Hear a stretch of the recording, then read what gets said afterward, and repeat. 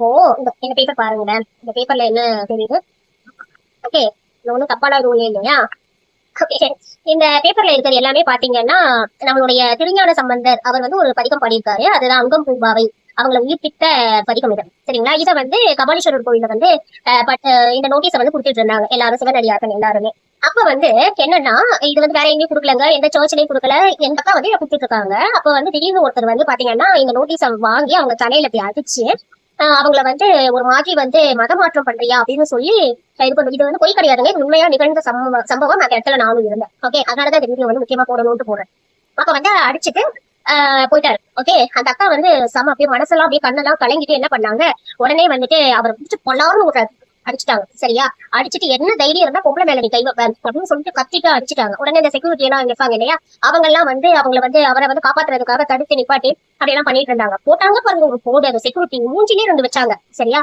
அந்த ஆளையும் வந்து அவங்க சும்மா விடல, நல்லா அடி அடி, என்ன தைரியம் இருந்தா பொம்பளை மேல நீ கை வைப்பேன் அப்படின்னு சொல்லிட்டு அடிச்சுட்டு ஆபீஸ் கூட்டு போயிட்டு அவரை தனியா வந்து அடிச்சு வச்சிருக்காங்க. இந்த மாதிரி வந்து அவருக்கு எந்த ஆபத்து வந்துடக்கூடாது அப்படின்னு சொல்லிட்டு. லேடிஸ் அடிச்சது எவ்வளவு தைரியம், மதமாற்றம் செய்யற அப்படின்னு சொல்லிட்டு அடிச்சிருக்காரு. இந்து கோவிலுக்குள்ள வந்து இந்து கோவில எப்படிங்க மதமாற்றம்? ஒரு கிறிஸ்டியன் அவர் அப்புறம் விசாரிச்சதுக்கு அப்புறம் இப்ப இது வந்து நான் மதத்தை தூண்டுறேன், மத நல்லிணக்கத்தோட நீங்க எல்லாரும் இருக்கீங்க, அதை வந்து தூண்டுறேன் அப்படின்னு கெடுக்கிறேன் அப்படிங்கிற அர்த்தம் எல்லாம் கிடையாதுங்க. உங்களுடைய இந்த மாதிரியான மனிதர்களுடைய புத்தி எப்படி இருக்குன்னு பாருங்க. இதை நான் வீடியோ கூட எடுத்து வச்சிருக்கேன். சரியா? யார் என்ன பண்ணாங்கன்னு நான் போய் சொன்னா கூட நீங்க எல்லாம் வந்து நம்ப மாட்டீங்க. இப்ப நான் வீடியோ போட்டேன்னு வச்சுக்கோங்களேன், யாராச்சும் வந்து பொம்பளை கையால அடிவாங்கினேன் அப்படின்னு சொல்லிட்டு வேற ஏதாச்சும் மருந்து குடிச்சிட்டு சாப்பிடுறதுக்கா, சேர்த்துட்டு என்ன எதையாச்சும் மாட்டி விடுறதுக்கா?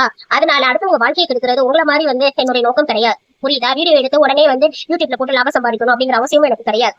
கொஞ்சமாச்சும் மனித நேயத்தோட நடந்துக்கங்க. அப்புறம் நான் அங்க இருக்க போலீஸ்காரர்கிட்ட கேட்டேன், என்ன சார் இது, யாரையாச்சும் அடிக்கலாமா, பொண்ணுங்களை என்ன கை ஓங்குறது அப்படின்னு சொல்லிட்டு நான் கேட்டேன். பொண்ணு இல்லாம யாரா இருந்தாலும் அடிக்க கூடாது, அந்த ஆளு வந்துட்டு அடிச்சுட்டான், அதுக்கு நம்ம என்னமா பண்றது, கோவிலுக்கு நிம்மதியை தேடி வந்தா இங்க இருக்கிறவங்க என்ன உபத்திரவமா வருதுங்க போல அப்படின்னு சொல்லிட்டு அவர் ரொம்ப சலிச்சுக்கிறாரு. சரி, அப்புறம் வந்து அந்த ஆள் வந்து சாரி கேட்கிறாரு, இந்த மாதிரி வந்து வடிச்சுக்கங்க அப்படின்னு. அப்புறம் அப்ப வந்து ஒரு தப்பு செஞ்சுட்டு சும்மா வந்துட்டு அடிச்சு மூஞ்சில காரி துப்புறதுக்கு அப்புறம் தான் வந்து உங்களுக்கு வந்து சாரி கேட்கணும்னு தோணுமா? சாரி கேட்டுட்டா எல்லாம் சரியாயிடுமா? எப்போதுமே வந்து இப்ப எதார்த்தமா நம்ம ரோட்ல போறோம்ல, ரோட்ல போறப்ப வந்து யாரையும் இடிச்சிட்டோம், அதுக்கு பேரு தெரியாம பண்ணுனது, அதுக்கு வந்து சாரி கேட்கலாம். சரியா? ஆனா ஒருத்தவங்க சும்மா நிக்கிறவங்களை போய் வேணுக்குனே உரண்டை இழுத்து விட்டா அதுக்கு சாரி கிடையாது, அதுக்கு பேர் வந்து தெரியாம செஞ்சதுன்னு அர்த்தம் கிடையாது, அதுக்கு பேர் வந்து கொழுப்பு, திமிரு, எகத்தாளம் அப்படின்னு அர்த்தம். சரியா?